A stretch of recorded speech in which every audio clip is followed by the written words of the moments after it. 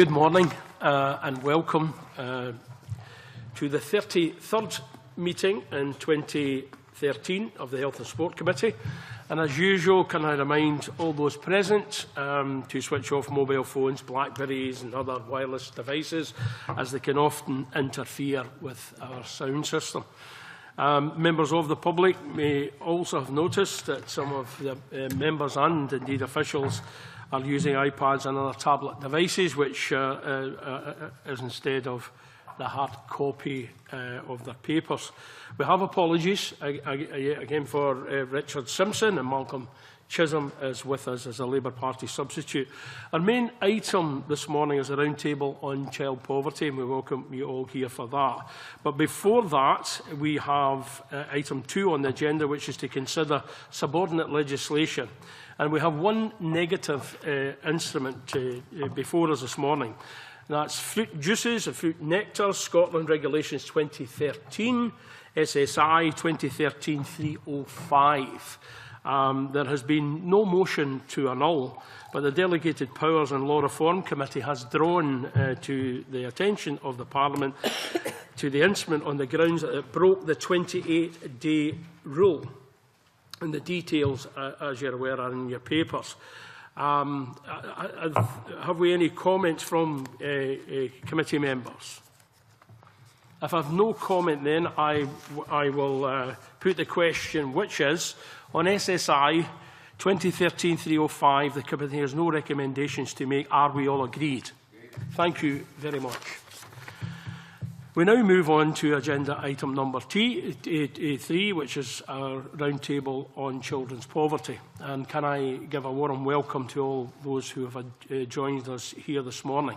Because the time is tight, and we would rather get on with the business, we're going to forgo the normal procedure that we would go around the table and everyone would introduce themselves. And I would just ask you, when you do participate, just to give your name and your organisation in the interest of time. We will go directly to Malcolm Chisholm, who will question and open the remarks that should get us started. And as usual, we will give precedent to our witnesses and panel members here this morning rather than the MSPs. Thank you. Malcolm. Okay, I mean, I imagine, in fact, I know that many around the table would be concerned about the negative effects on child poverty of many of the policies from the UK government. But I imagine we want to concentrate mainly this morning on what we're able to do in the Scottish Parliament about this. So I was struck by comment both from One Parent Family Scotland and from the Child Poverty Action Group with reference to child poverty and local authorities, and I think both of you in different ways calling for a legislative duty. And it also reminded me of what I've read before from Dr. Jim McCormack, who I think, if I'm not quoting him wrongly, he'll tell me if I am, suggested that single outcome agreements don't focus very strongly on child poverty, and I think he's also written that there is little or no guidance to community planning partnerships about child poverty. So it's that whole area of what, I suppose it's not just what more can local authorities do, but what more should the Scottish Parliament, the Scottish Government be demanding of local governments, either through legislation or guidance.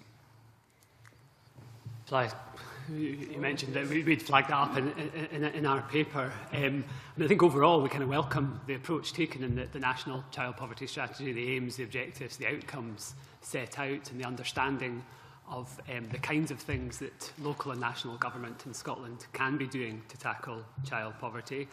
I think there is a weakness in the strategy. We think there's a weakness in the strategy, and that's then reflected in the annual report, in that there's not really a robust mechanism in place for enabling local authorities and partners and other bits of government to both demonstrate what they are doing to tackle child poverty, but also to hold them to account, to ensure that every arm of government and every level of government and government's partners are doing what's expected of them and what's laid out in the national strategy. I suppose what we have is a national strategy that very much relies on local delivery, and what's missing there is the kind of feedback loop to ensure that local authorities and other bits of government and its partners are able to demonstrate what's actually happening in relation to child poverty.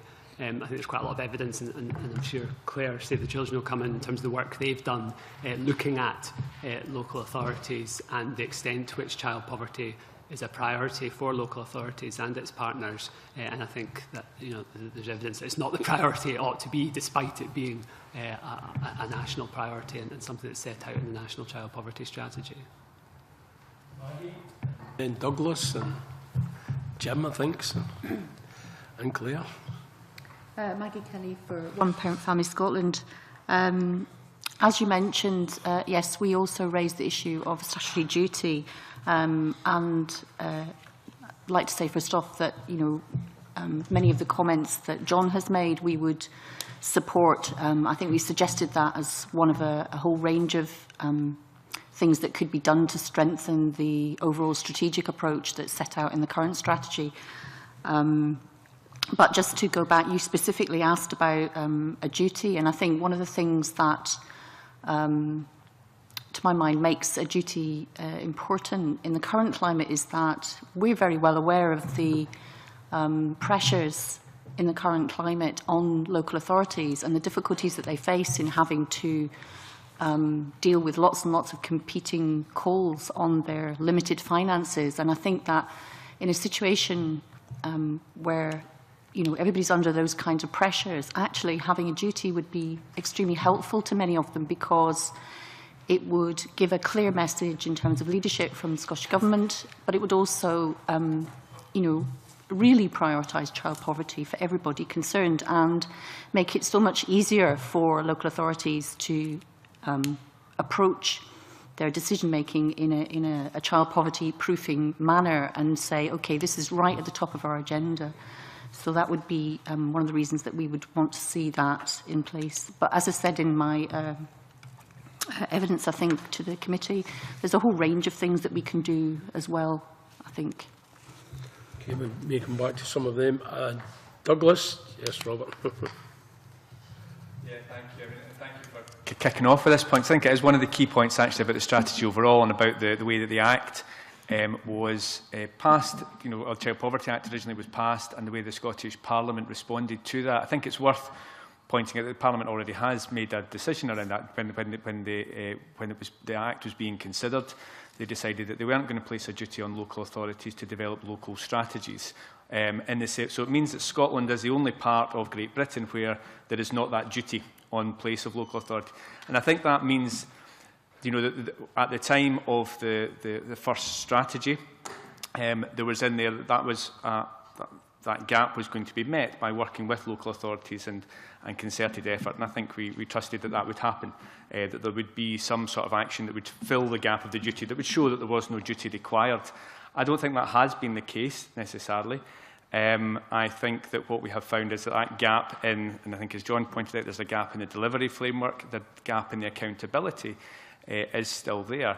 And I think that it is now incumbent on both the Scottish Government and local authorities across Scotland to agree that joint plan of action, because, again, referring to the question, was this is where the Scottish Parliament and the Scottish Government and powers that are devolved can make the biggest impact, is within the local authority framework. And that is something which I hope very much will be taken forward in the next strategy.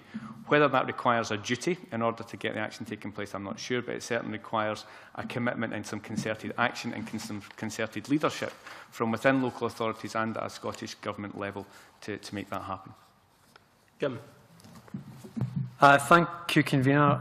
Just to build on these points, I think it's interesting that in Wales the duty applies to all public bodies that come in with the remit of Welsh devolutions. It's not just local authorities, health authorities also, and other public bodies have a duty to show how they are contributing to delivery of the child poverty strategy. I honestly don't know whether applying a duty is the best or only way to go about this, but what we can say is we just don't know enough about how effective the Scottish strategy has been so far. And at a time of austerity, that's not good enough. We have to be in a position with the next strategy to be able to say that in Scotland we are maximising our existing powers and budgets across public services, that we are investing in proven anti-poverty approaches, because there are lots of things that look good on paper and actually don't contribute very much at all to tackling poverty, and we can't afford to not know. We need to have more confidence in the future that the steps we are taking on childcare, on fuel poverty, on housing and so on, we're putting our investment into the most effective approaches that have the biggest anti-poverty impact. Of course, what happens at the UK level still has a bigger impact, but it's not the case that only taxes and benefits make a difference here. What we do in schools, fuel poverty, childcare and so on could make a significant difference, but only if we're investing in proven approaches. And to do that, we have to have as much focus on high-quality evaluation evidence as we do on placing duties on public authorities. Thanks, Claire. Yeah, I'd just like to welcome the points that have already been made and highlight some research that Save the Children did, looking at local authorities and their approaches to tackling child poverty, which we did about a year after the strategy was introduced at national level. And I think a couple of the findings reiterate some of the points that have already been made and are a cause for concern in relation to there was a kind of lack of full appreciation of what was in the strategy in terms of the things that we need to do in Scotland to tackle child poverty and the range of different services and policy areas that local authorities have control over where we can make a difference in relation to child poverty. And also local authorities reported that it was really difficult for them to know whether they were making progress around a lot of the national outcomes. So as well as showing some good signs at local level and some positive reflections on the importance that was being attached to tackling child poverty, there were some gaps in terms of how we take that approach forward. So I certainly think there's an opportunity with the refresh of the strategy to look at what needs to be in place to drive some of that progress and action forward. And some of that's about understanding what works at local level, as has been pointed out, but some of that I think is also around how do we ensure that it's a key aim within things like children's service planning or other documents at local level, whether it's single outcome agreements or others. And just on a final point, I think Douglas mentioned that the Scottish Parliament had decided not to put a statutory duty on local authorities at the time, that the way to drive progress was through single outcome agreements and other mechanisms. But I think at the time the Cabinet Secretary did refer to reviewing that process and to see how it was working. So I think there is an opportunity there to look at what's needed as we go forward. Thanks. Jane, and then Robert. Yes, thank you. Again, like those before me, I don't disagree with any of the points that have been made today, and I think they're very, very valid. We are coming at it, and our approach is very much about getting businesses to contribute to wealth distribution and employability. And if you're looking at the infrastructure throughout Scotland and some of the programmes, initiatives, things like the CPP Employability Initiative, whilst we welcome all of those, the reality is local authorities are not engaging enough in businesses in terms of using businesses to mitigate issues around in-work poverty and child poverty. And I think if we can understand more in terms of business, what are the issues and barriers for businesses engaging in this really critical social issue? You know, how can we engage businesses more?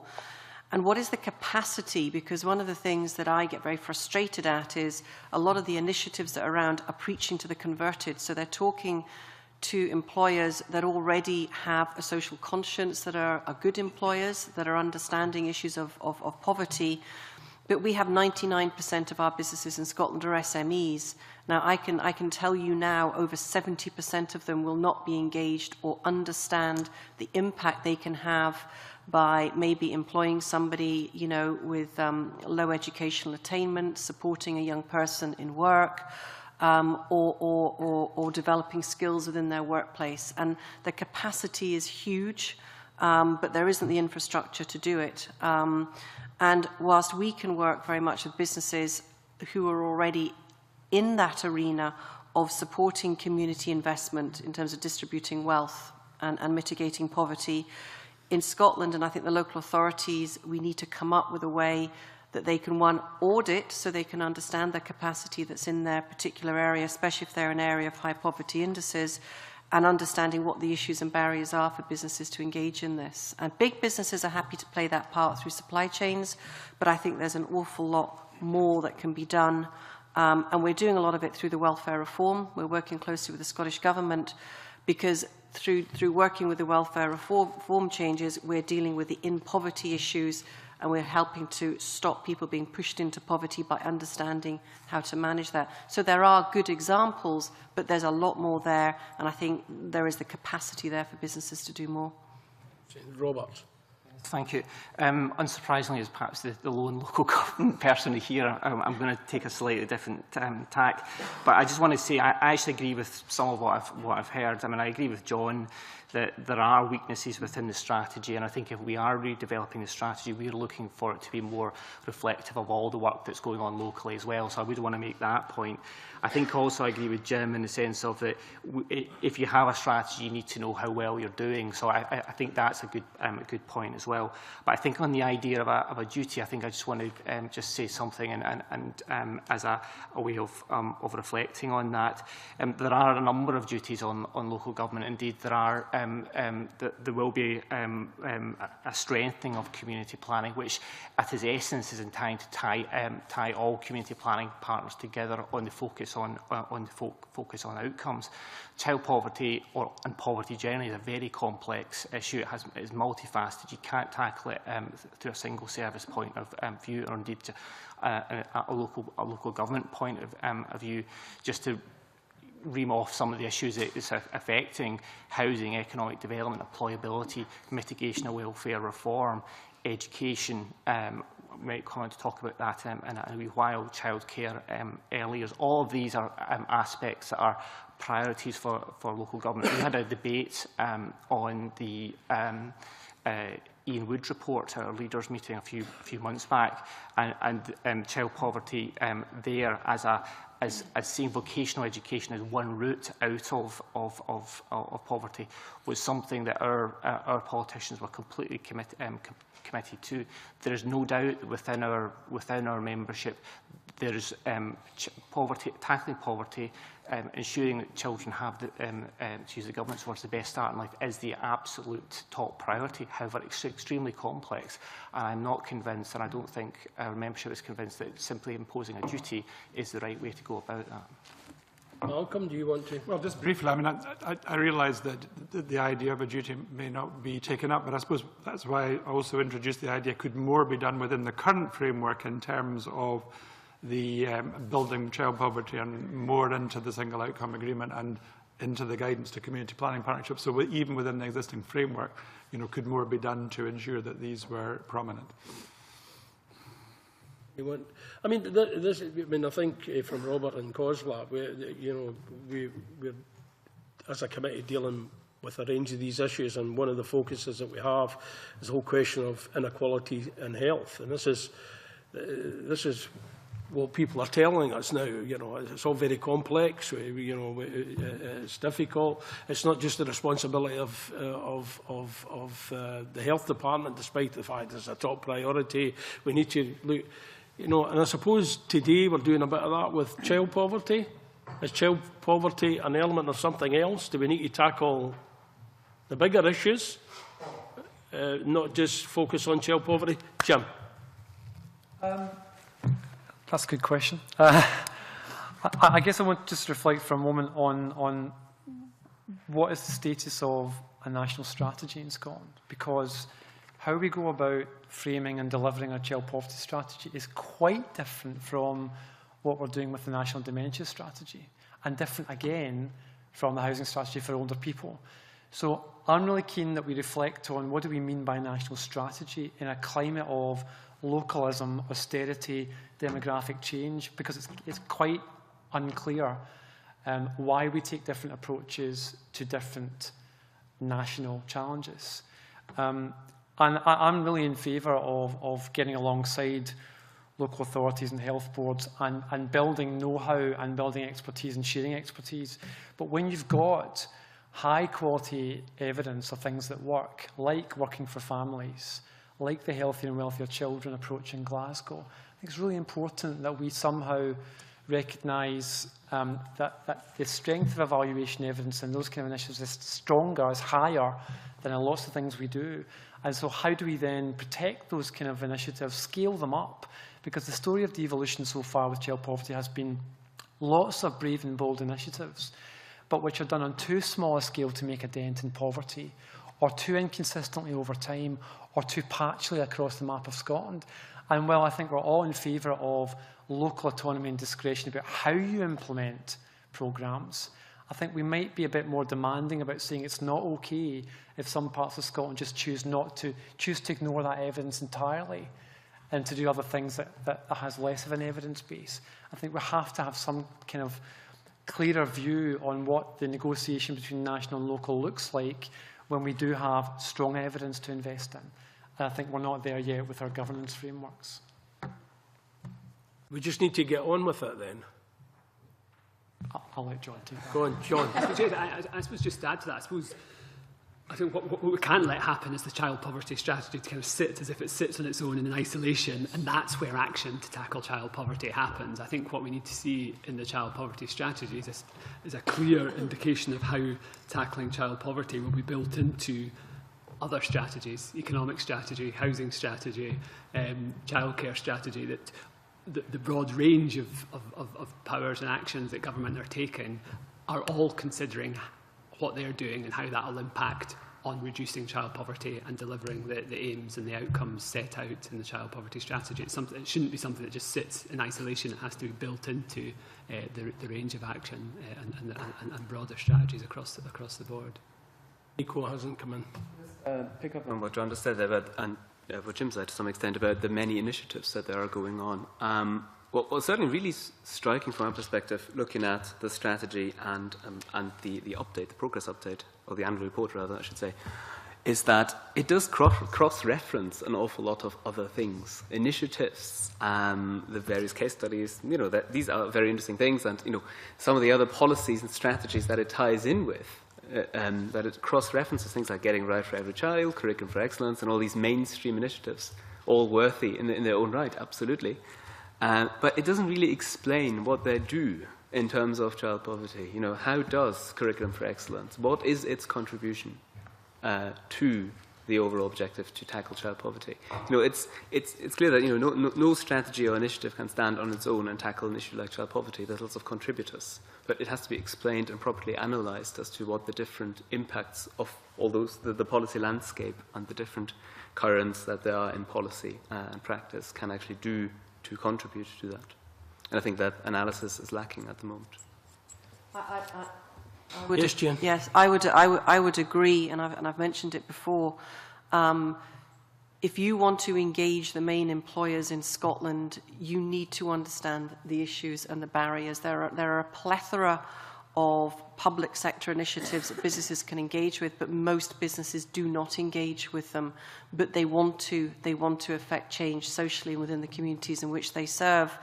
And until we can really understand what those barriers are, and a lot of them are about collaborative partnerships. How can business work in collaboration, whether it's with public sector? But we need to understand the capacity, in Scotland, and it's about those communities, the rural communities, the ones that are not engaged because they don't have the big employers that are doing it.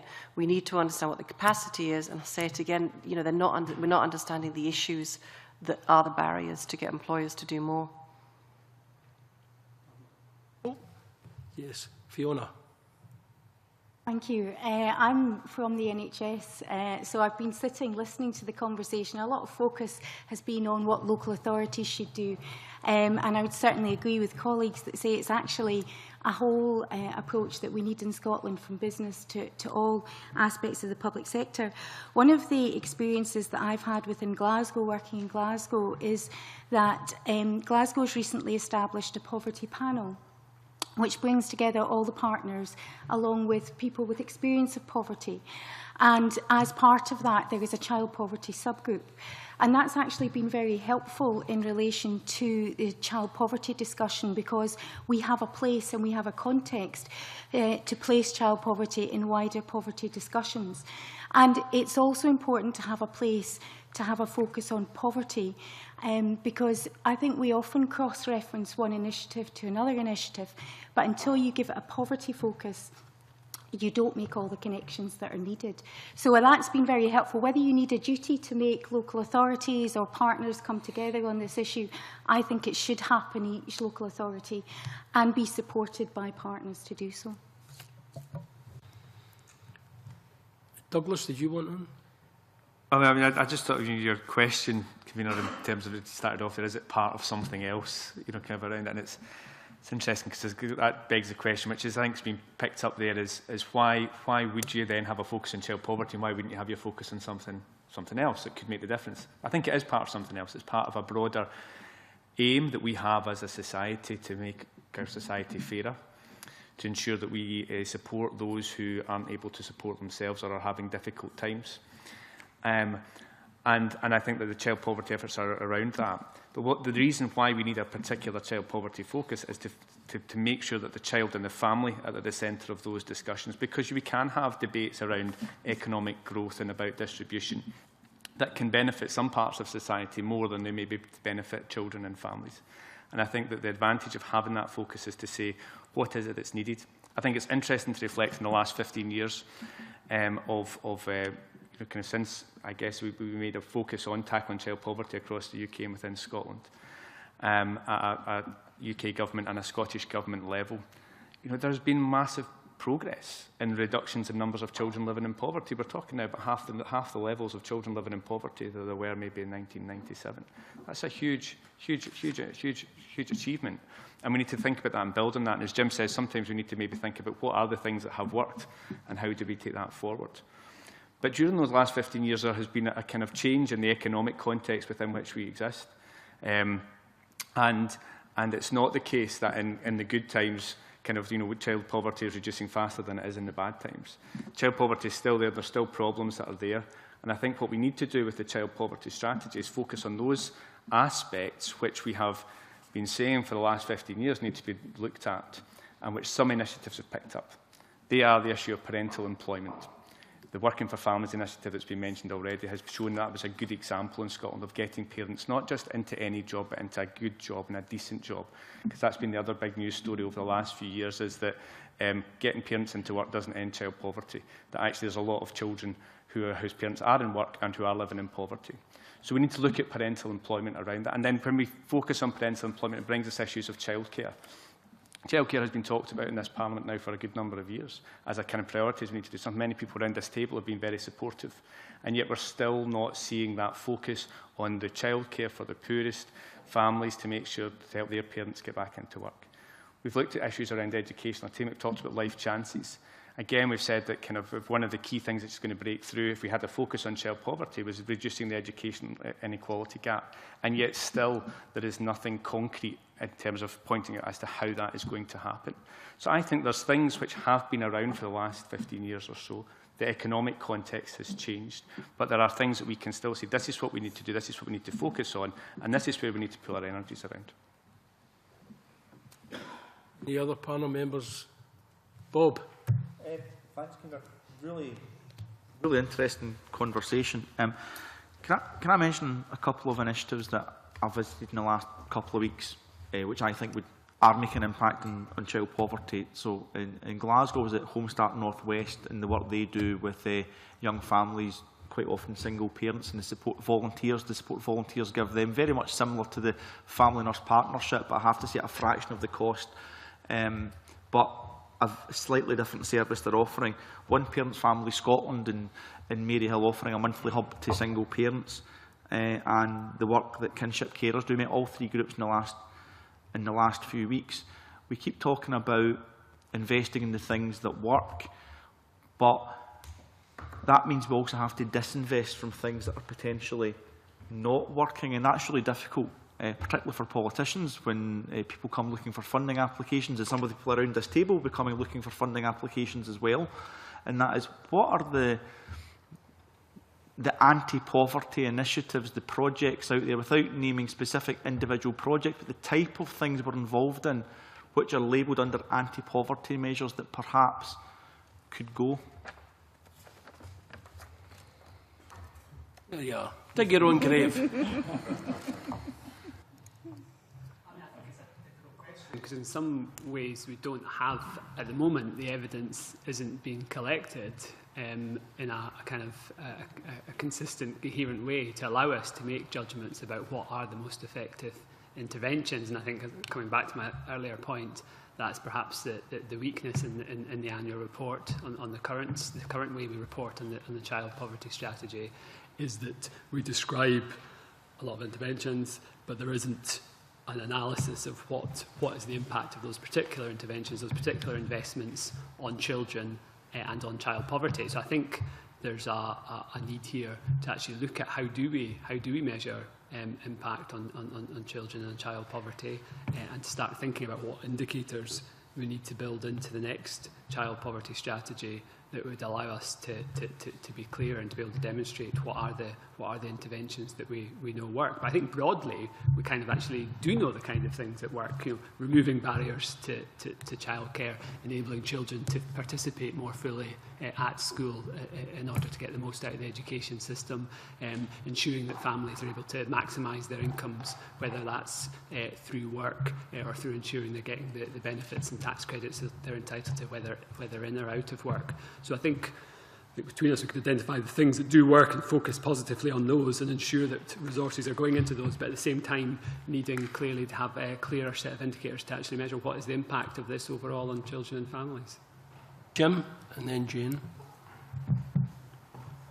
I think Bob has put his finger on a really important question, and we should be getting ourselves into a position where we can answer your question better within the lifetime of the next strategy than we can at the moment. But broadly speaking, I think, you know, with the help of Scottish Government analysts, you know, we probably can map out those approaches that are proven, have a strong evidence base. There's then going to be some stuff that looks promising.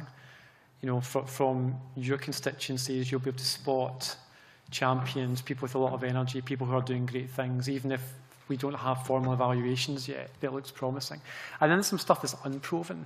It either doesn't make much of a difference, or we've been doing it a long time and it doesn't appear to show a big positive impact. And so I think we should be able to map those out more transparently than we have at the moment. But there's one really good example in the recent annual report on the Scottish strategy that should give us pause for thought, and it's around fuel poverty. And it's interesting because it's specific. There are some numbers, so it's quite helpful in that way. What it shows is that we've been putting in these various interventions around fuel poverty in Scotland in the last 10 years, and fuel poverty has risen. Now, does that mean that our approaches have failed? I don't think it does, because what we can see is the problem would have been much worse without those interventions. The problem is worse because of largely market drivers to do with price, which are currently beyond the remit of this Parliament. So we need to be careful about what conclusions we draw from approaches that on the surface haven't made things better. But when you look at the effectiveness of those interventions, we can probably tell a more positive story. We have to understand what are the external influences as well. And in the context of looking ahead to the end of this decade, the big difference with the next child poverty strategy in Scotland is, sadly, we're going to be delivering that strategy in the context of a sharp rise again in child poverty, quite different from where we were 5 or 10 years ago. And so what that strategy has to do will be run much harder against a much bleaker external context than we faced in 2010-11. Ian? Yeah, I think it's interesting that we're talking about measurement. I mean, the child poverty strategy in its current format clearly lays out the measures that we need to look at for employers around a lot of the in-work poverty, whether, you know, it's the closing the gender gap on pay, it's looking at the living wage. You know, there are very quantifiable measurable things that we can do within the business arena that are actually easy to evaluate. But I think what we find with businesses is there are a plethora of third sector and very good initiatives that work with getting young people who maybe come from second-generation unemployed families who have no positive destination at the point of leaving school.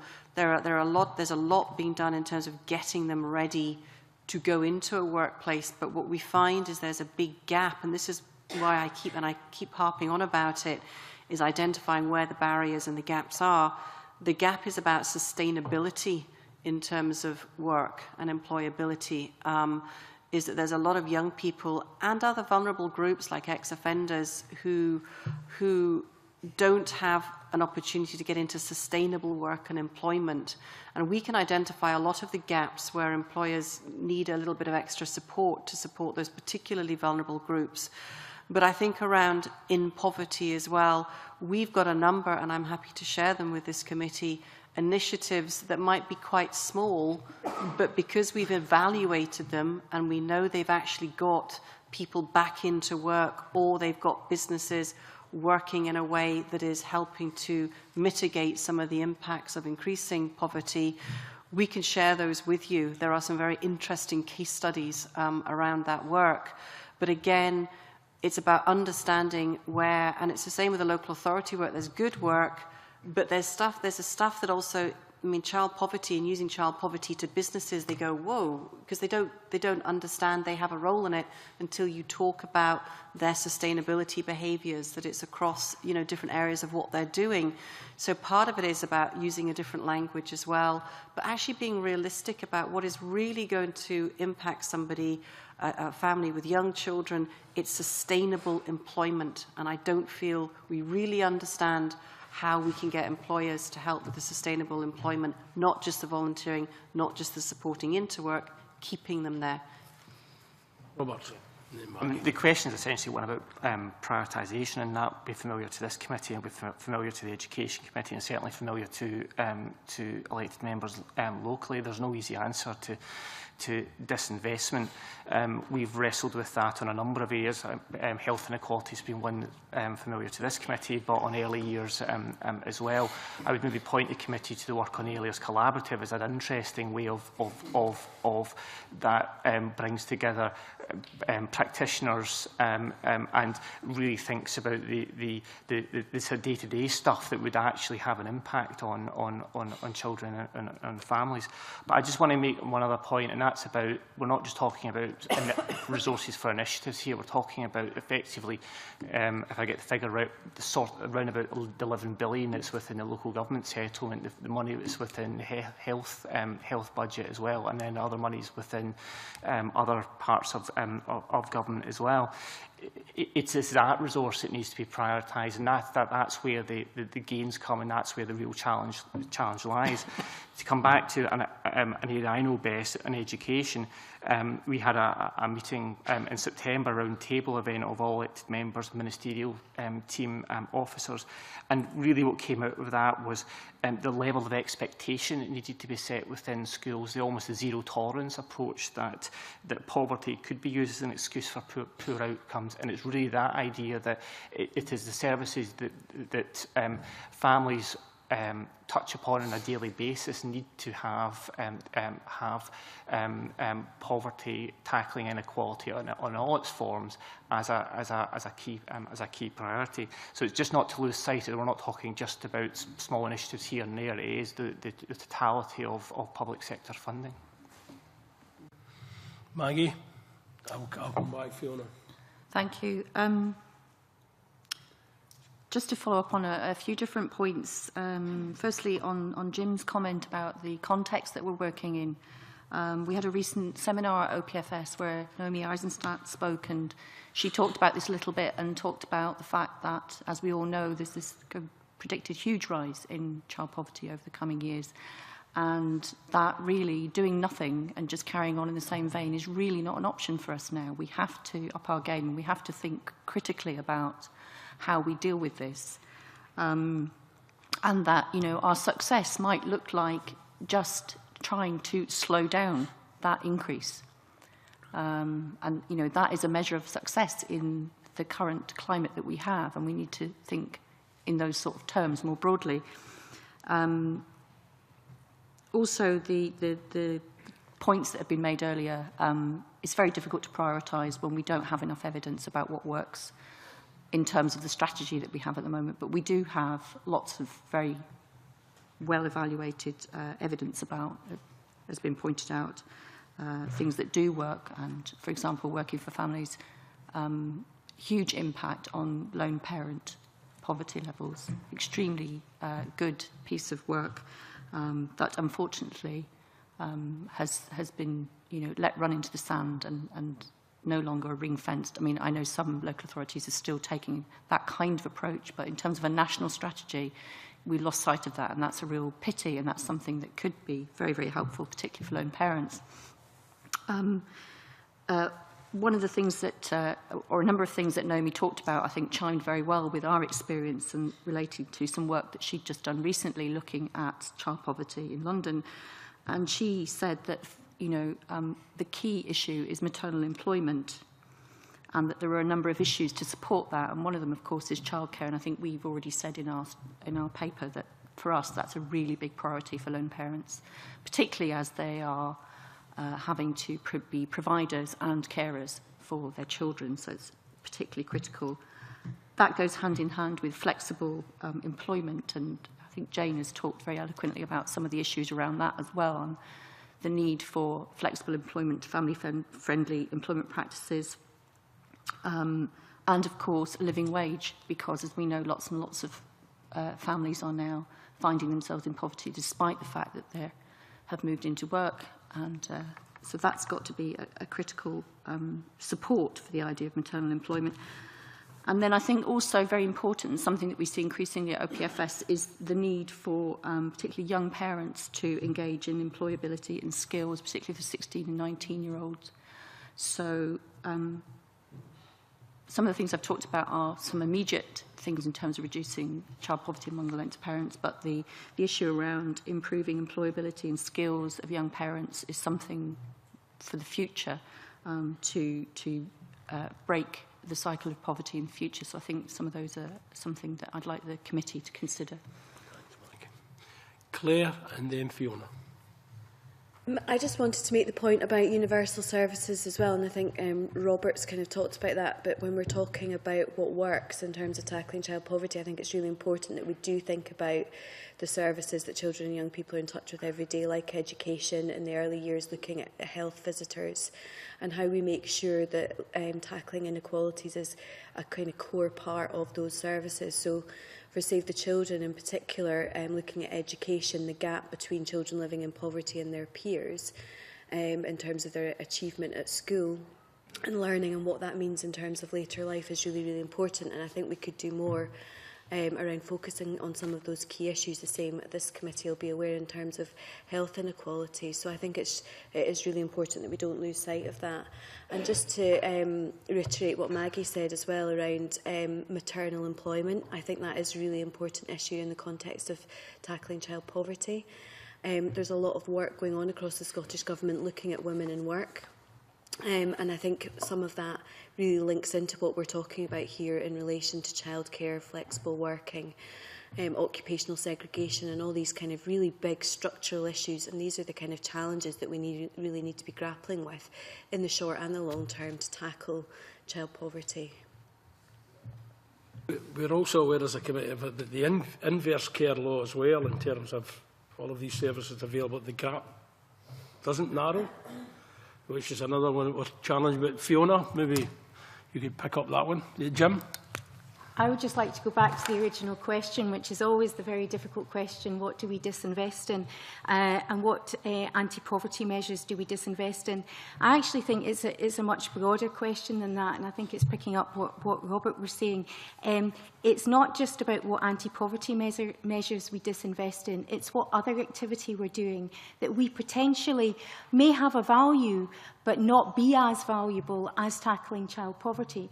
And as an example of that, obviously working in the health service, I'm responsible for the delivery of a number of the health targets that we have within our organisation, and I deploy resources to deliver those health targets. If those health targets were to be changed, or some of them were to be changed, and child poverty targets be introduced, then my behaviour would change about how I deploy my resources. And as an example, at the moment I'm deploying a fair amount of resource to apply fluoride varnish to children's teeth in schools. That is important. But you have to think about what are the most important issues that you want us to deal with. And at the moment, I put more investment into the oral health of children in Glasgow than any other aspect of their health and well-being in early years.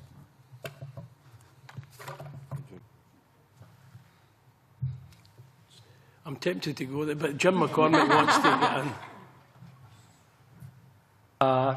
I think it follows. Well, it's broadly in this area of children anyway, and mainstream services. And to pick up the points that Robert made about education, I think there's a really striking difference between our current strategy in Scotland and the ones in Wales and Northern Ireland is the almost complete lack of any reference to the attainment gap in schools. And I'm not for a second going to argue that the approaches taken in other parts of Britain are better or more effective or better evaluated. But there is more of a profile now in other parts of Britain on the tools needed to close the attainment gap. And what's really striking is Joseph Rowntree Foundation is just about to complete a programme that's looked at education and poverty, and in terms of where the evidence is really strong, it's really about, I mean, absolutely it's about what happens before children get to school, but once they're at school, it's the outreach ability of schools with parents and communities, in particular, not in some vague sense, but particularly to build the confidence and ability of parents to support their children's reading and writing. When parents really know what that's about in everyday terms and really understand how to support the learning that goes on in schools, that's where you start to get significant closing of the attainment gap early enough on to stop the kind of escalating gap that opens beyond typically age 7. So if we think of the early years as 0 to 7, then and invest in those kind of school and home, school and community links, which I think our system in Scotland hasn't been great at doing consistently well over the years, then we're in business in terms of starting to close the attainment gap. So it's really about, not just schools changing the curriculum to be more, about the competencies that are in Curriculum for Excellence, but it's how you go about delivery on that. It's how you see families and communities as absolutely key partners in that kind of approach. And if we had closing the attainment gap and raising attainment faster at the bottom as the priority for Curriculum for Excellence, then it takes us into a different place in the next 5 years than I think where we would be going without it.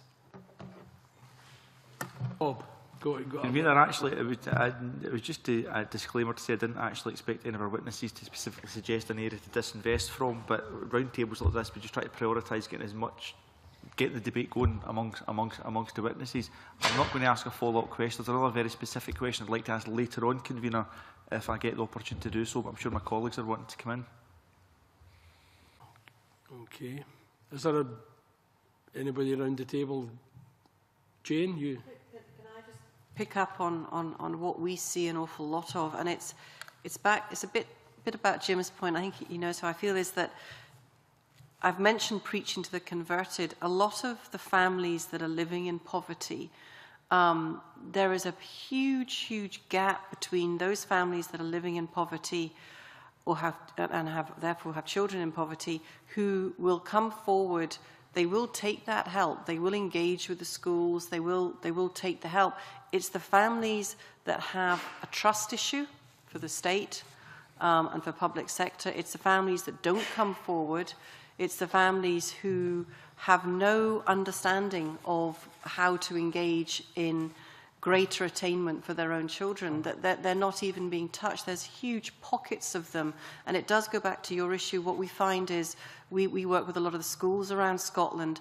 There are an awful lot of schools who are really good at that outreach stuff, and they engage with the businesses. They use the skills of business to support their teachers in their teaching of aspirational career, vocational work. But there are a lot of schools as well who are they're very important. They straddle the divide between the families and communities, but they're not engaging as well either. And I would quite like to consider understanding the schools that don't engage, that are in high poverty areas as well, because there's a huge amount that if you can also bring business in, because business isn't perceived as state or public sector, so there's sometimes it's a little bit easier to use that collaboration, that relationship as well. But again, it's how do we reach the people that aren't engaging and getting the support and help, who won't engage on any programmes at all. John. On the issue of educational attainment, I absolutely agree. I think that's been an area where there's been a real gap, and the fact that we have a kind of lack of either national targets or local targets or outcomes that are focused on how do we close that attainment gap has been a gap in this. I think one of the, from our point of view, one of the concerns we have that creates a barrier to full engagement of both children and their families at school and stops children from low-income families getting the most out of school is the additional financial barriers that are created, whether that's cost of school clothing, cost of school meals, school trips, school activities, the whole range of ways in which what is, in theory, should be a universal free education service actually creates a whole lot of financial barriers that stops children getting the most out of the school day, or imposes real hardship and burdens on parents. In terms of what works, what was interesting, I remember looking back to the evaluation that was done of the free school meals pilots when universal free school meals were introduced to all P1 to P3 in 5 local authorities, was that there was actually an impact, not just in terms of children at school, but there was an impact in the home environment in terms of getting children and families, children and their parents talking more about healthy eating, talking more about what they were eating, not just at school, but at home as well. I think that's an area where quite immediately we could be making an impact in terms of investing in free school meals entitlement, widening that and ensuring that all children, at least in those early years of primary school, get a healthy school meal. So we're removing that financial barrier to getting the most out of the school day. Back to Robert from Cosla again here on that one. I didn't want to respond specifically to John. I wanted to say a little bit more about educational attainment, because I think it's something that's certainly been at the top of our agendas, well, for a long time, but certainly come to the fore in the last few months. We had a presentation at our executive group, which is a members committee from Western Bartonshire. I just want to give you a flavour of it just very quickly, because I think it tries to answer the point of why is attainment a priority within the curriculum for excellence. I think it is, and it's a priority at the local level, albeit councils will do different things in terms of how they translate that.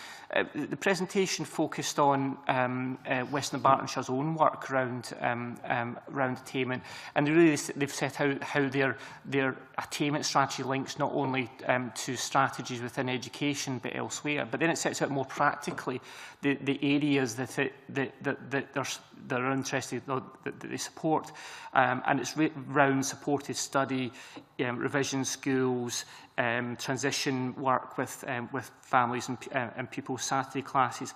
It then talks about very robustly about how the data is analysed locally and how by areas within Western Bartonshire they know how well they are doing in terms of a variety of things like school leaver destinations. It then goes on to talk about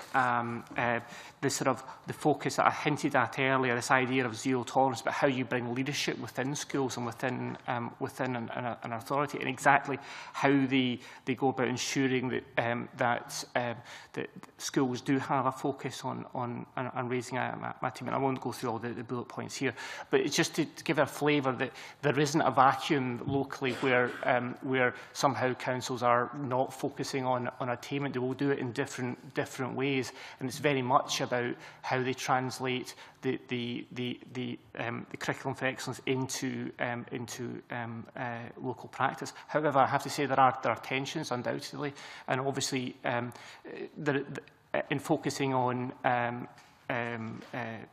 attainment, certainly closing that gap, which is a priority. We have to recognise that there are a broad swathe of parents who will want the best for their child, but that will also involve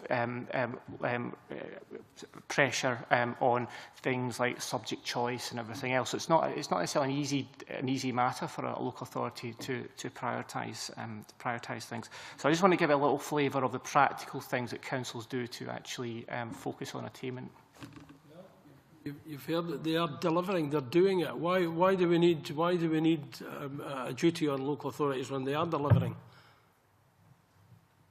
Douglas. Not going on the duty point, but I think it just pick up because Western Bartonshire, and I know Western Bartonshire Council well, and when I was working with Save the Children, we worked with Western Bartonshire quite a lot around their education, and particularly around tackling educational gap.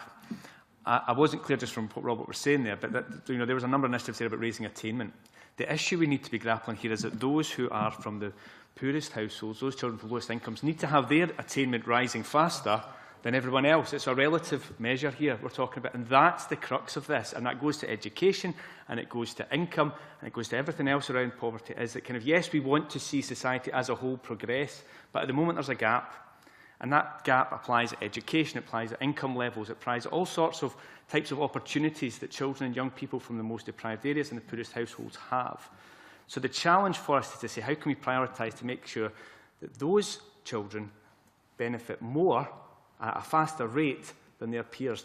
That's the political challenge. And if we're saying we're serious about tackling child poverty, that's what we need to be committed to doing. And that means it's not saying that people lose out overall. It's just saying that other people get the chance to kind of win kind of at a faster rate than those, so everybody gets similar opportunities. Anyone else? Oh, Maggie, sorry. You're my blind side. It's okay. Right, okay, thanks. It was just to add a couple of more comments in relation to free school meals and educational attainment, and really just back up what John had said. We're very keen to see an extension of the current arrangements on free school meals, as is happening south of the border, of course. As John has already said, there's strong evidence around improving educational attainment, narrowing the gap. But I wanted to also mention something that I raised in the evidence that we gave, the extremely worrying growth in food poverty amongst families, and clearly the impact on children and child poverty in Scotland, and how the extent of this has been demonstrated by the growth in food banks. And certainly from OPFS's point of view, we've seen a lot of evidence recently, increasing evidence about the impact of sanctions, and we know from the already some evidence, not a huge amount, but some evidence that a large growth in referrals to food banks as a result of sanctions. And I just wanted to give an example, because I think sometimes real-life examples really do give people a better idea of what's happening on the ground. So this is a case study, a recent case study from our helpline. So there was a single mother who has got a child of 5 years old, and she lives in the East End of Glasgow. And in March, she was moved from income support onto job seekers allowance, although her child was not due to go to school until September. So in June, she signed on, and she was advised about a vacancy that she was asked to apply for. And they didn't give any other information about the closing date for the application or anything. But unfortunately, she couldn't get access to the internet to look up the job and apply for it until, I think it was 3 days later. So on the 8th of June, she made an application. Well, she went online, she managed to get online and discovered that she'd completely missed the deadline. So she, when she went to sign on, her benefit was completely suspended for 2 weeks. So she'd absolutely no benefit for herself. She claimed some hardship payment, £43 a week. And then this was followed by a 13-week sanction of her personal allowance, which is £71.60 a week. She got 40% of that for 13 weeks. Now, you can imagine the impact of that on herself and her child. She explained that because of her circumstances, she wasn't able to access the internet and therefore she couldn't apply immediately for the job and asked for a review. Her review was turned down. And currently, OPFS is supporting her with an appeal. So this is just to give you some example, some idea of what's happening in terms of the impact of sanctions. And I just wanted to highlight that I think in a situation like this, having access to free school meal and other support around education would be an enormous help for this family. And just to sort of broaden it out a little bit further, just to say that I'd also like the committee to consider whether or not we could look at having more of a conversation in Scotland around the way that Job Centre Plus delivers sanctions in the current climate. There's lots of flexibility within current guidance and law about how they're actually delivered, but they're being delivered in the most draconian fashion possible. Now, if they are indeed quite flexible, and they are, if you look at the guidance, there could be a much more generous way of doing that. And I think we should probably look at things like the Children Act in Scotland and our rights approach in general in Scotland to rights of the child, and look at have a conversation with Job Centre Plus about how we can make sure that those different legislative frameworks in Scotland and approaches are incorporated into how that's being delivered and how those sanctions are being operated in Scotland. Obviously, I'm not arguing that they're a good thing, and I would like to see the whole system being completely changed, but in advance of that being achieved in the immediate future, I think we need to think about practical ways that we can deal with that.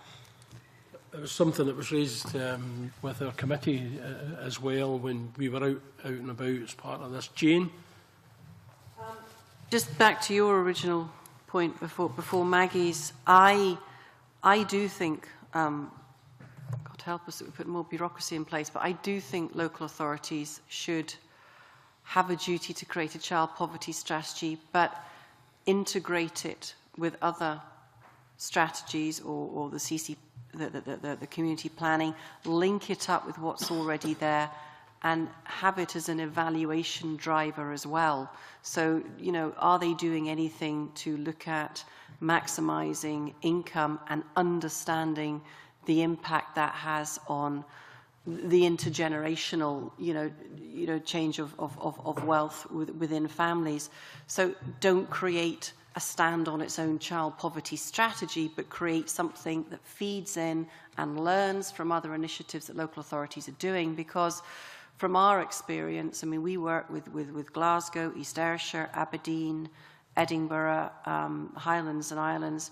They cannot get enough new initiatives from us to engage their communities in different ways. And there are great case studies of how they're doing it. They're all taking on board the welfare reform issue and the impact that's going to have on poverty, and wanting us to create an infrastructure of businesses that can help mitigate that. So I think they're open to it, but they don't need more work because they just don't have the resources. So we have to be realistic, but they should have something. You know, this is an issue, and whilst it's getting better, from what Douglas said, it's still an unacceptable issue to have the percentage of child poverty we have in Scotland. So absolutely, local authorities who are there, the local public delivery mechanism should have this, but just please integrate it and join it up. Rhoda, I need to you know, get some others in. Rhoda asked some time ago. Rhoda? Yeah, and I suppose I'm getting more and more depressed because every time I think we might be close to an answer, something else happens. And I think, going by what witnesses have said, is that we need to target more, and we're just not doing that. And I suppose, how do we do that? Because people are used to universal benefits, and when they don't get them, they don't like it. And the people that are best off shout the loudest. That's always been the case. If you're living in poverty, just trying to get food on the table is a struggle enough without going and kind of running the gauntlet of local authorities, childcare, the whole thing, demanding your rights. How do we, I suppose, empower people, and how do we give them the, I suppose, the resource and the backup up to have them there, not only fighting for their own rights, but for their children's rights? How do we change the balance of power in this? Because I think it really is about down to the balance of power. Anyone? John? I mean, I think it's important to get the right balance of targeting and universal support to families. I think it's important that our ambition in Scotland should be to put in place the social infrastructure that we know is needed, the social and the economic infrastructure that we know is needed to prevent families from falling into poverty and children from being in poverty in the first place. And I think that is about ensuring that universal services are there for all families, so that families don't get into poverty in the first place, whether that's trying to take a more universal approach to ensuring access to childcare, whether that's around our existing universal health and education systems, and ensuring that they genuinely are universal in their reach. Of course, within those, we need to ensure that those families who are particularly vulnerable are reached, whether it's by education, health services or whatever, and we need to make sure that we're doing that, but we need to be thinking about getting that balance of universal versus targeting rights. I wouldn't say it's about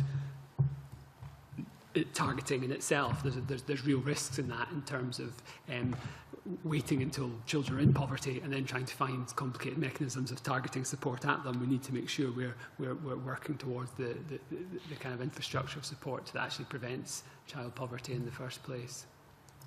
As Douglas said, we need to accelerate those who are left behind now. That argument you just put locks in the inequality. It doesn't address the inequality. No, I think the second part, the balance of it, it maintains it, because second part of it, which we're not in equal position now. So within those universal services, making sure that all children are benefiting, and yes, benefiting as fully as possible, getting the full benefit of their education services. At the moment, there's barriers in there within, I suppose, the universal education service, whether it's the cost of school clothing, whether it's cost of school trips, activities, things I referred to before. If we can try and find ways of removing those financial barriers, and that does, yes, mean focusing on who's missing out on those bits of our education service, and removing the barriers that allows full participation, because it's that lack of full participation that's part of what's leaving those children behind, as the rest benefit from rising attainment and rising quality in our schools. Jim. John's right, we have to step back and ask ourselves all the time, do we have the right balance between targeted and universal approaches? But one form of targeting I'm completely in favour of, us doing more of in Scotland, is around what happens in the workplace. If you look at the story of the evolution so far, and you look at a very particular measure, who gets access to on-the-job training? Really important in terms of social mobility progression through work. Who gets access to on-the-job training? The answer is you are 3 times less likely to get access to on-the-job training if you enter the workplace with no or few qualifications than those who already have qualifications. And what we've done since 1999 in Scotland, we're not unique, it's a similar pattern across the UK. What we've done with our public and private budgets around training is widen the gap in terms of skills acquisition and progression. So in the next decade, hopefully prompted by the new strategy, I'd like to see us getting much better at targeting some of our investment around skills training to those who enter the workplace poorly qualified or unqualified. And even beyond that, I think we should be targeting households where everyone is living in poverty or is low paid or is low skilled, and therefore households where everyone within them are at risk of long-term living in poverty. So often what we do is we support individuals without any regard to their family circumstances. And there's an important challenge here around living wage. Living wage is important, but it's a very blunt way of targeting poverty, because a lot of people who are low paid live with people who aren't low paid, live in families that aren't in poverty. And so I think we need to get much better at targeting our investments, public, private and individual investments, towards families and households that are already in poverty or at risk because of their previously poor skills formation. Now, do we know how to do that yet? I don't think we do. But does the evidence suggest we should go in that direction? Absolutely it does. Anyone else? Douglas?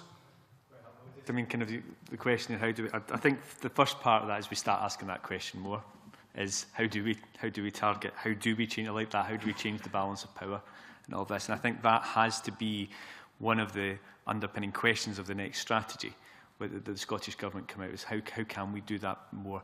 I think, like Jim's point about the targeting of households, I think certainly there's an issue of place in relation to this across Scotland. We know there are particular geographical areas where there's going to be higher levels of inequality than in other parts of Scotland.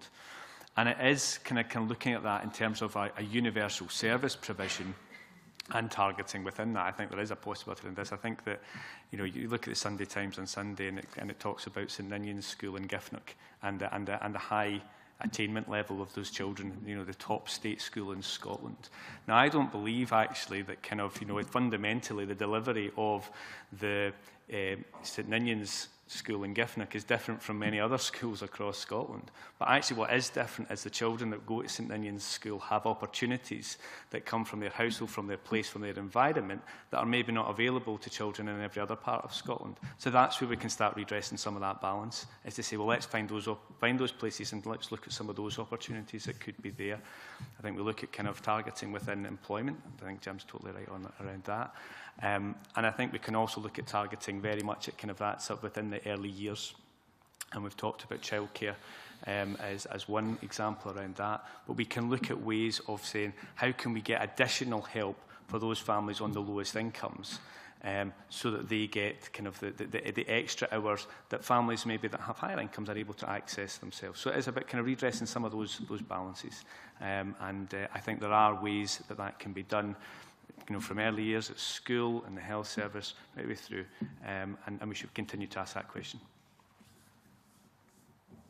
I think childcare is a huge issue, and I know in my own region, kind of looking at the availability of childcare, affordable childcare in Scotland is hard to get at the right times, but what was very clear in my own region was in the areas with higher deprivation, there was less childcare, less availability of childcare, and certainly not affordable. So it wasn't there to start with. And I, you know, I think it was Maggie that said that, you know, a child's poverty really relates back to its mother's poverty to a huge extent. And it's how we actually tackle that and how we can focus on it and get off, I would say get off with focusing on it, but you know, others are crying out for services who are articulate and able and have the power to demand them. The people that really need them don't have that.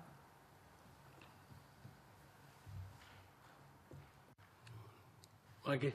Just a very quick example of focusing on particular families and targeting. OPFS has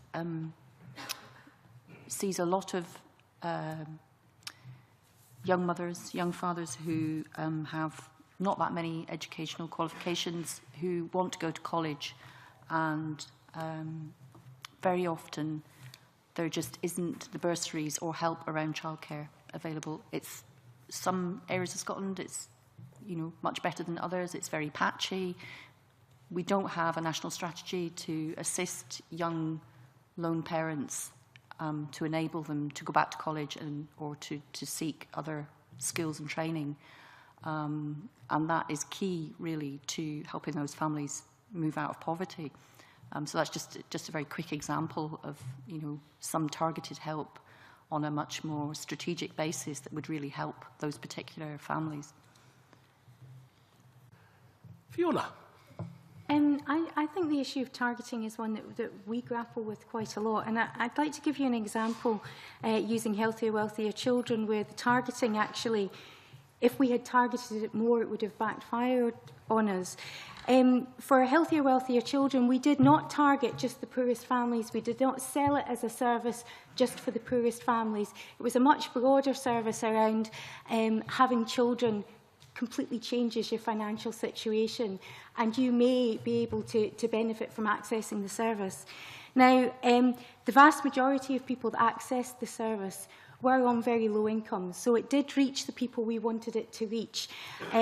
But those people were not people that would have used financial advice services. They were completely new to the financial advice sector that we commissioned to provide the service. And it was as if would they have actually come forward and used a service that was targeted. And I think there's a challenge and there's a subtlety to targeting that we should think about in terms of what we do. We can target without necessarily having it as an explicitly targeted service. And I think we need to change attitudes, and that's part of the issue I think that's been picked up before. We need to change attitudes to poverty and well-being for everybody. Because I think at the moment there's a number of people who wouldn't necessarily put themselves in the bracket to be targeted, that actually we might place them in that bracket to be targeted. Richard Lyle. Thank you, Convener. I found most of the comments very interesting. You know, the point that Jim McCormick and John Dickey and Jane Wood were going on about earlier. And I think it all comes down to income and expenditure. What the income is coming into the house and what the expenditure is, and we can go through all the various reasons. But most children and workless families are more likely to be in poverty, but there is still a considerable amount of children, working families who are also in poverty.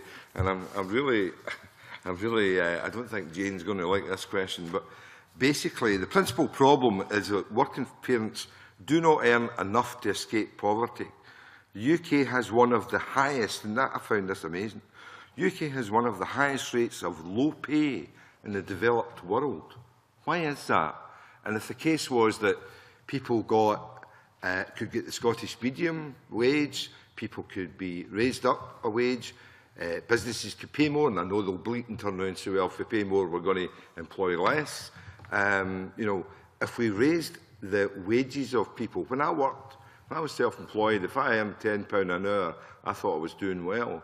There's nobody, most people are not earning £10 an hour. And I think if we got to a stage where we could increase the wages of people, we could lift a hell of a lot of children out of poverty, because the point that Dr McCormick made earlier on is that we don't, you know, kids can't get because their parents don't have money.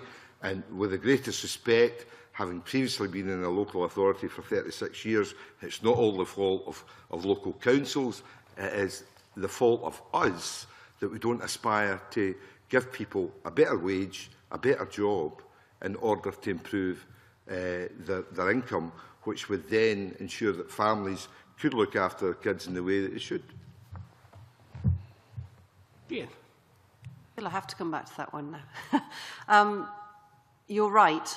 Low income is one of the issues, but one of the problems is many businesses, especially the SMEs who we've established are predominant in Scotland, and we can talk about the big corporates later because they're a different issue.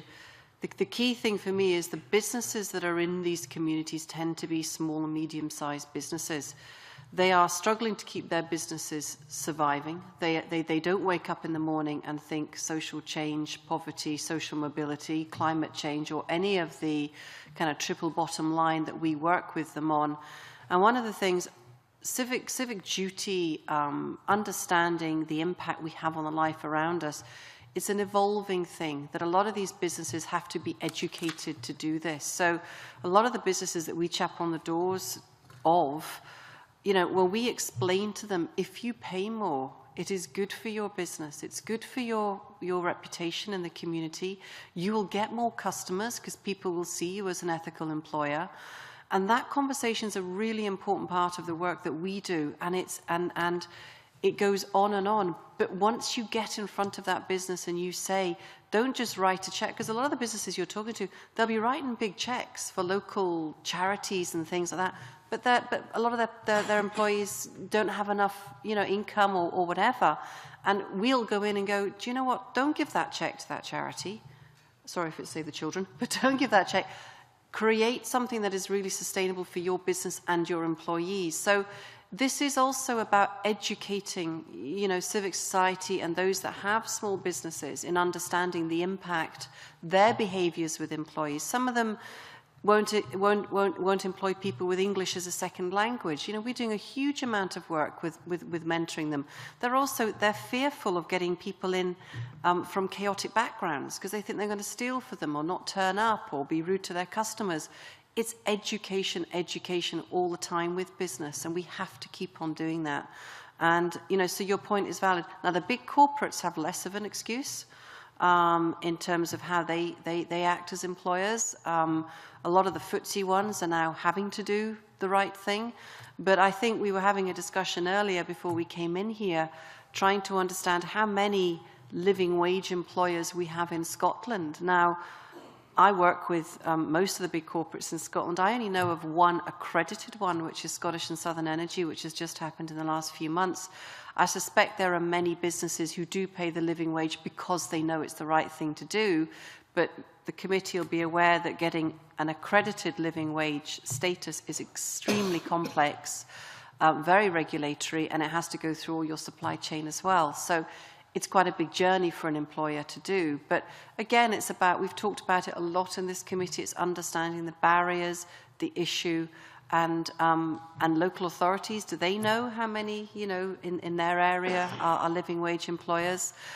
And the unfortunate thing is that the employers that can really impact low education attainment individuals are retailers in the nighttime economy, and they can sometimes be the worst at paying the lowest wages. So, we're working a lot in the specific sectors that can take on board people who have low educational attainment, but can also train them. Back to your point, Jim, committing them to do the in-work training because they haven't come through school and succeeded in terms of educational attainment. So there's so much going on, and happy to share some of best practice, but also worst practice, which we're very aware of as well. So I don't defend business.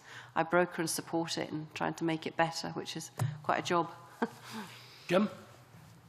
I really welcome what Jane just said. I think we need that kind of pragmatic engagement with business that is challenging, as you're saying, shines light and good practice. But I think we need to understand what drives bad practice. And I can think of lots of examples from one small part of Scotland where it's large companies that are behaving the most irresponsibly of all, coming very close to breaching employment law, creating employment contracts that are badged as 40 hours a week but are actually 0 hours contracts when they're tested. It's another debate in a way, but just in terms of our ambition here and high rates of women's employment, especially amongst mothers, as something to aim for, maybe the best, or one of the best examples might be Denmark, where there's virtually no difference between the employment rate of lone parents, overwhelmingly mothers, and couple families. How have they done that? Well, part-time working is pretty rare in countries like Denmark. And one of the kind of tough challenges for us is if we're going to spring the trap of in-work poverty, it is about pay, but it's also about working hours. And couple families need to have 1.5 or 2 earners in terms of working hours. Single parents need to be working more than 20 hours a week, more than 25 hours a week to spring this trap. The only way to do that, well, you need to have employers which are flexible, but you also need to have childcare, which, in the Danish example, is capped at 10% of your net earnings. You won't pay more than 10%. The bit of the debate that I think is kind of missing in Scotland compared to Denmark is not just flexibility and affordability, but quality. Childcare only works in terms of child development, leaving aside parental involvement, parental employment, if it's consistently high quality. And in Scotland and the UK, we have the worst of both worlds, patchy quality and eye-watering costs. And we need to find a way through that route, which gives us much better quality and flexibility, but also drives down the costs. And that opens a whole area around cost of living. And Richard, you mentioned it's about expenditure, not just income. Absolutely right.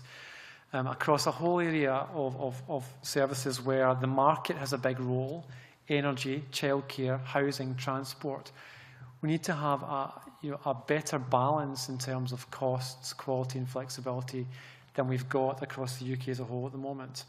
And that is about, ultimately, it's about having more powers under whichever constitutional option happens to be coming our way. But in the meantime, there are things that could be done, like the Wheatley Group, ex-Glasgow Housing Association, and its deal with Scottish Power to, in the short term, freeze energy tariffs for tenants and those who use factoring services. It's a modest but interesting example of how organisations with a social purpose, be it housing associations or maybe some employers, can engage with market providers to offer a better deal for some of their lowest income customers. Aileen, we're coming to a close of this session, but Aileen?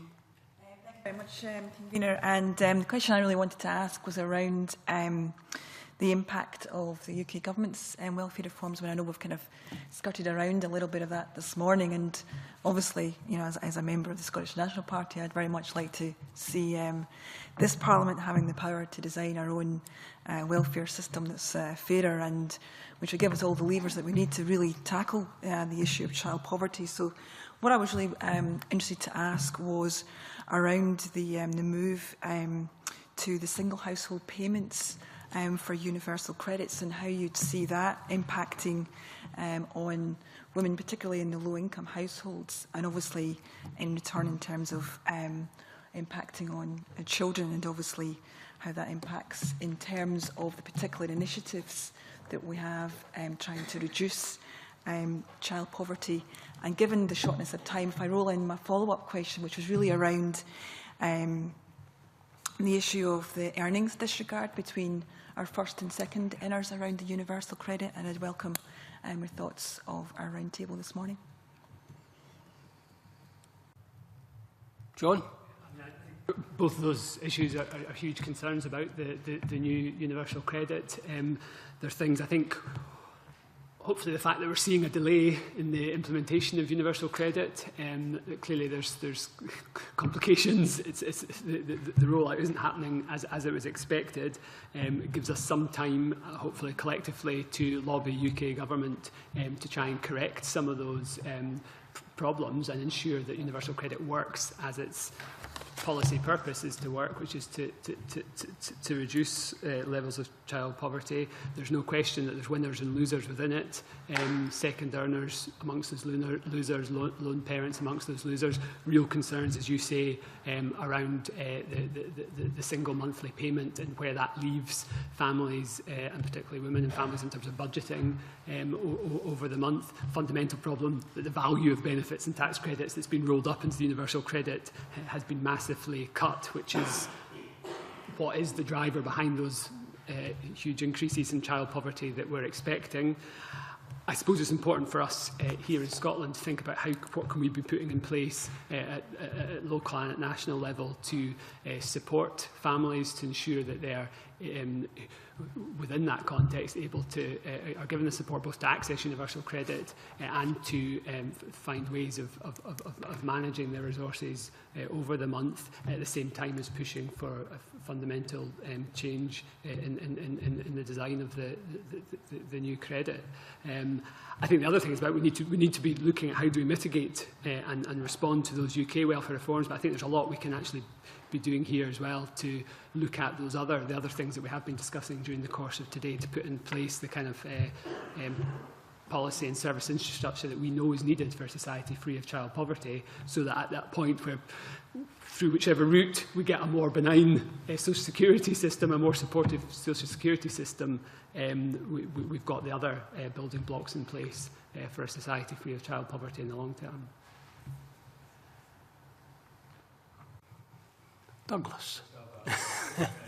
Point on this, I mean, I think in terms of your question, in terms of the impact of universal credit, welfare reforms that are happening at the moment, I think they're well rehearsed.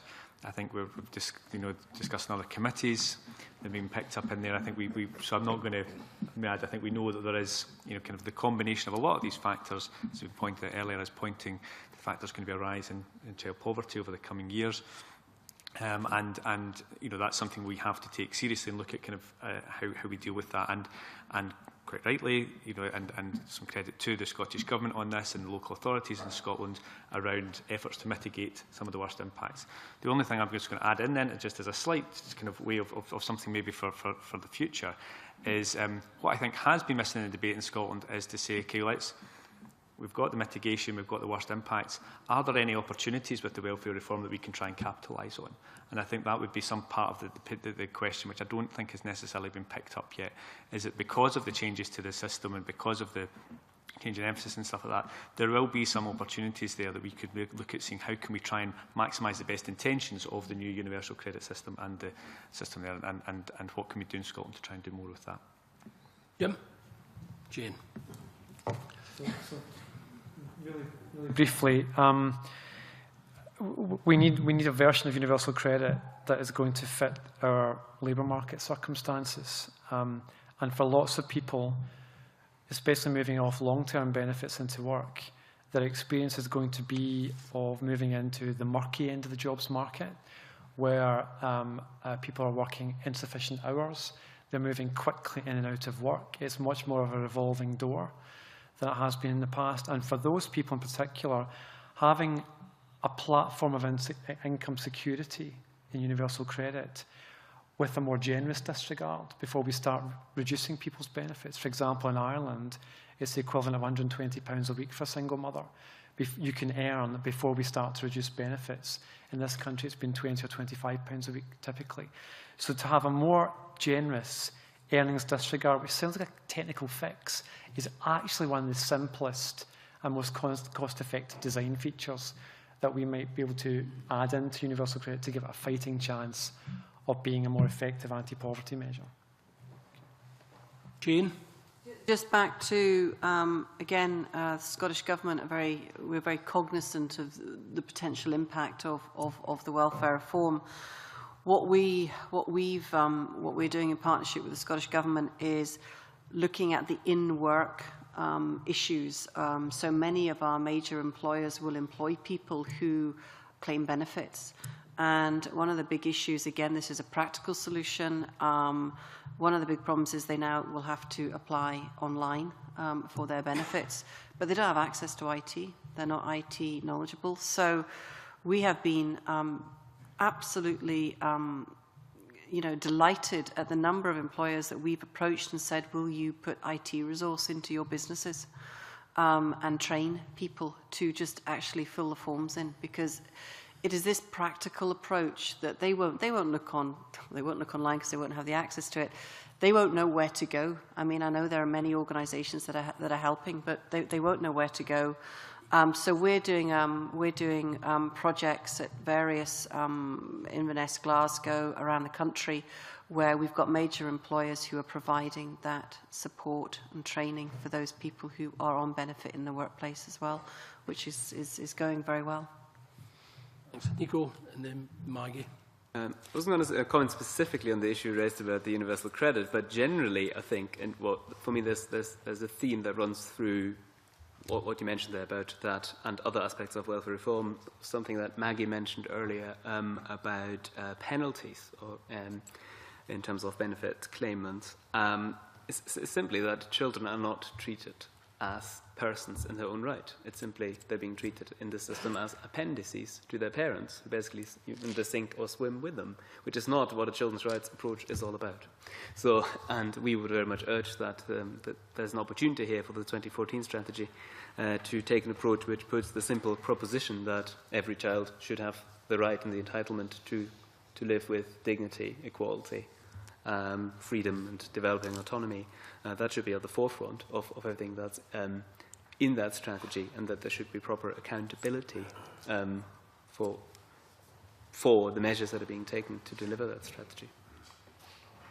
I've been told I've got to be brief, so very briefly, just to sort of say, yes, single payments, very, very problematic, particularly for women and consequently for the children, and also earnings disregard for second earners are going to be very problematic.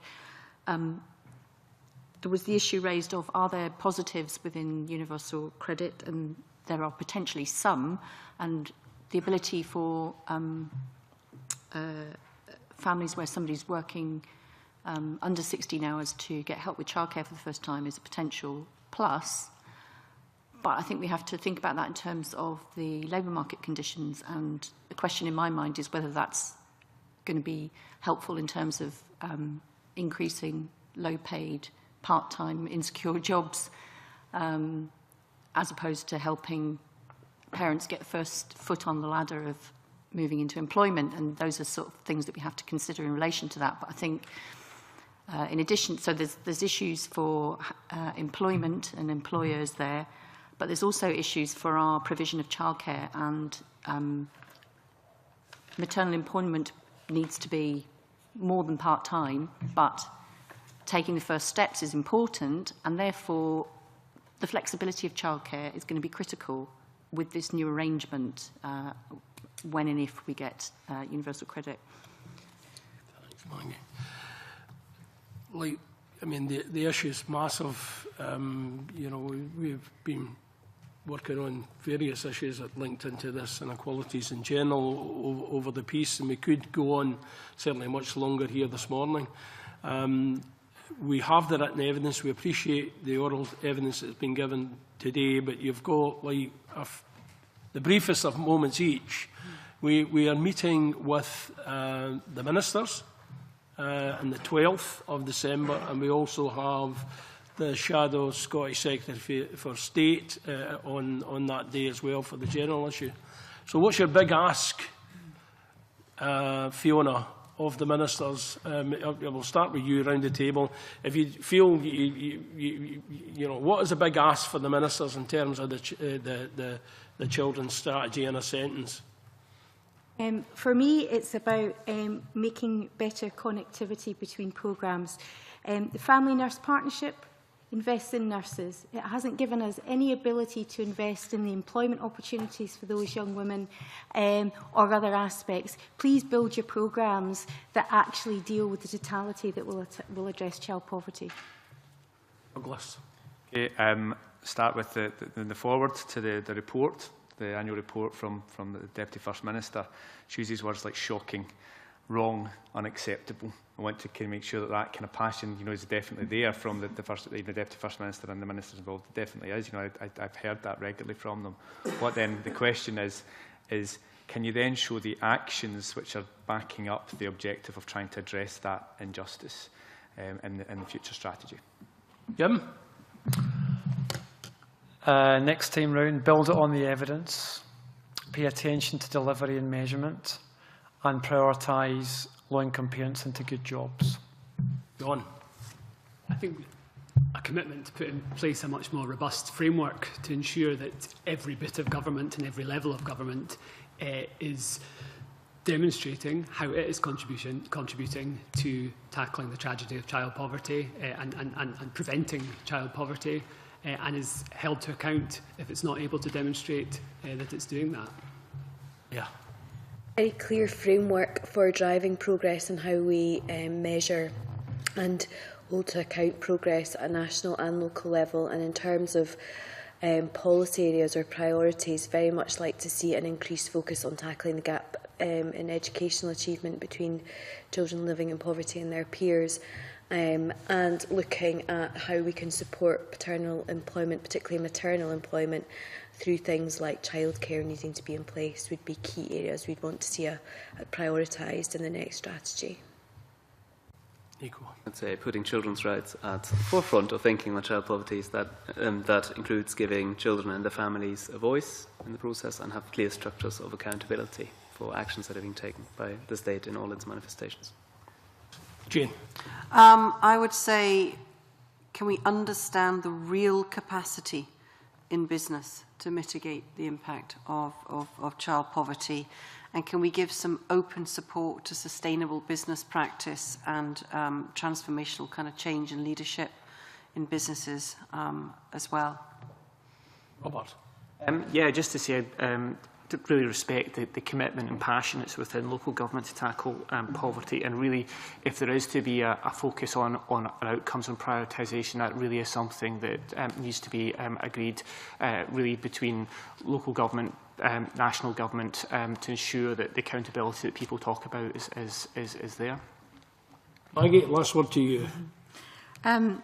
I think for us, absolutely critical that the new child poverty strategy has specific concrete targets along with timelines that brings together coordinated action across all departments and policy frameworks, and a much more consistent and transparent approach to monitoring and evaluation. In terms of specific asks, I've talked quite a lot about maternal employment and the need to support that, and I think for us, action on childcare and improved provision on childcare would be critical in supporting lone parents. Thank you. Thank you all for your attendance, your time, your contribution to our work. The committee suspends at this point and will reconvene in private, as previously agreed, to discuss our budget response.